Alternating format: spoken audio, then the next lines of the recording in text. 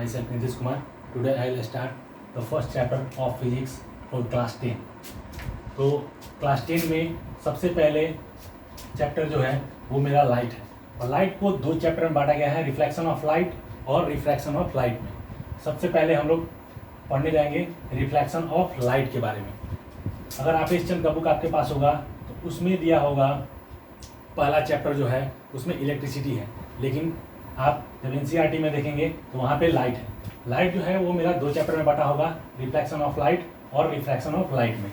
तो सबसे पहले हम जानेंगे कि लाइट, तो फिजिक्स का वह ब्रांच जिसमें हम लोग लाइट के बारे में पढ़ते हैं, लाइट के बारे में स्टडी करते हैं, उस ब्रांच को हम लोग बोलते हैं ऑप्टिक्स. ठीक है, ऑप्टिक्स जो ब्रांच है उसमें ही सारे लाइट के बारे में, लाइट से रिलेटेड हर एक टॉपिक के बारे में हम लोग पढ़ते हैं.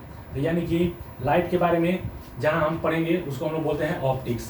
इसका ऑप्टिक्स हम लोग उसको बोलेंगे. यानी कि ये क्या है, ऑप्टिक्स जो है वो एक ब्रांच है फिजिक्स का जिसमें हम लोग लाइट के बारे में स्टडी करते हैं.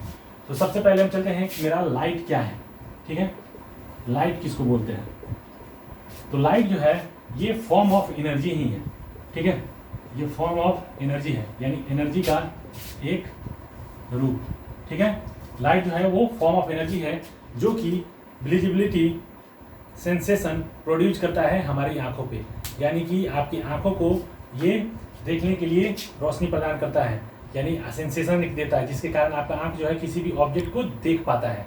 तो यानी कि लाइट का डेफिनेशन जो हुआ, light is a form of energy which produce the visibility sensation on our eye due to that we can see any object. ठीक है, तो अब यहाँ पे मेन बात क्या है कि जब भी हम लाइट के बारे में पढ़ते हैं तो इसका मेन जो है वो स्पीड है. ठीक है, सबसे पहले हम लोग देखेंगे लाइट का स्पीड.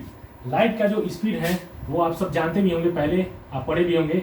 3 × 10⁸ मीटर पर सेकेंड होता है. यानी इसका मतलब ये हुआ कि एक सेकेंड में ही आपका जो लाइट है वो 3 लाख, अगर इसको हम किलोमीटर में बदलेंगे तो ये 3 लाख किलोमीटर का डिस्टेंस जो है वो कवर कर लेगा.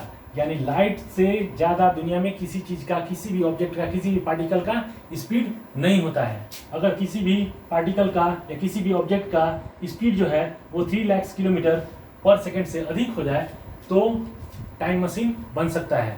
यानी कि आप फ्यूचर में और पास्ट में जा सकते हैं.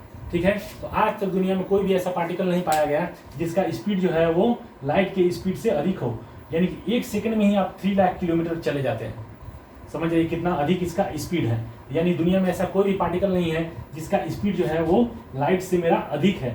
इसी कारण आज तक टाइम मशीन नहीं बना. अगर आप लाइट की स्पीड से, अगर कोई भी ऑब्जेक्ट या इंसान, कोई भी ऑब्जेक्ट अगर जो है, अगर वो लाइट की स्पीड से, लाइट का अगर उसका स्पीड जो है वो लाइट की स्पीड के बराबर हो जाता है, ऑब्जेक्ट का जो स्पीड है, तो वो ऑब्जेक्ट भी लाइट के रूप में चेंज हो जाएगा. यानी आप भी लाइट में बदल जाओगे. ठीक है, तो ये लाइट का बेसिक था. तो अब लाइट जो है, क्योंकि ये कॉम्बिनेशन है, आप ये कॉम्बिनेशन है रेज का, तो सबसे पहले हम लोग जानेंगे कि रेज किसको बोलते हैं. तो अब रे, लाइट का सबसे छोटा रूप, क्योंकि अब लाइट, जब भी हम लोग लाइट का स्टडी करने चले तो लाइट को दिखाने के लिए या रिप्रेजेंट करने के लिए, क्योंकि लाइट जो है हमेशा एक बीम के रूप में आता है. तो लाइट का जो सिंपल पार्ट, अगर मान लेते हैं कि अगर हम कोई ब्लैक कलर का कपड़ा लेते हैं और एक तरफ हम लाइट जलाते हैं तो दूसरी तरफ वो लाइट जो है उसको अगर पास नहीं कर रहा हो और उसमें एक हम पिन ड्रॉप होल्ड करते हैं तो उस पिन ड्रॉप से एक लाइट जो है वो पास करेगा. उस छेद से जो लाइट पास करेगा तो एकदम बहुत पतला पिन ड्रॉप आप किए तो उस लाइट को ही हम लोग क्या बोलेंगे, रे. यानी कि रे जो है एक पेंसिल लाइन अगर हम खींचते हैं कॉपी में तो पेंसिल लाइन जितना पतला जो लाइट होगा उसी को हम लोग रे बोलते हैं. तो रे एक तरह से क्या दिखा रहा है, डायरेक्शन ऑफ ए लाइट. एक तरह से ये दिखा रहा है, आपको रिप्रेजेंट कर रहा है डायरेक्शन ऑफ लाइट. यानी डायरेक्शन ऑफ लाइट को भी हम लोग रे बोलते हैं.